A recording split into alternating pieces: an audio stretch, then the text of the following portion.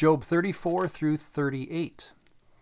Job, of course, is done speaking, and the only human that talks in these chapters is a man named Elihu. It says in 32, when he starts speaking, that the reason he waited was because the people, those other three men, Eliphaz, Bildad, and Zophar, were older. And he felt he should honor their age and let them speak. But it says he was angry that they did not speak what was right. And so from 32 to 37, we have the speeches of Elihu. What has confused commentators since the beginning of time, really, is that when you read Elihu's arguments, they really don't take the reader any farther than the other speakers did. 36:11, I think, is the classic statement that we could give to him. If we would just obey and serve him, we will live our life in pleasure and abundance. A classic statement of what's called prosperity theology. If you simply obey God, he will give you a very happy life. So the words of Elihu, again, take us through chapter 37. What I want to, of course, center our attention on is chapter 38 begins God speaking, notice, to Job. He does not speak to the three friends. He does not speak to Elihu. But in 38 through really 42, and then Job will have a final speech in 42, but God will come back. God comes back at the beginning of 38, and he says, all right, I've had enough. In the sense of listening to these arguments, especially of these four men.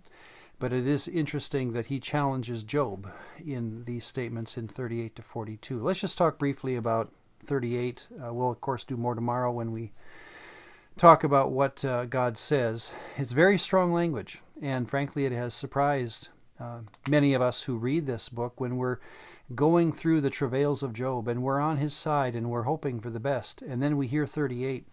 Pretty strong language, isn't it? That God says, basically, where were you when I created the world? Tell me where you were, and then we'll have a conversation.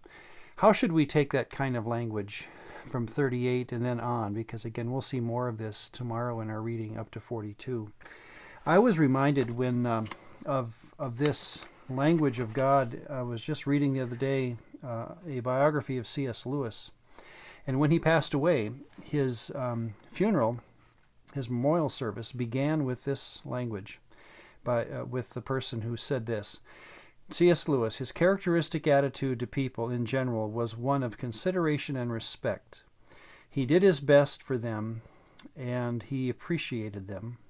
He paid you the compliment of attending to your words. Interesting way of saying he, C.S. Lewis, in his life, complimented people by listening carefully to what they said. And I hear that in 38.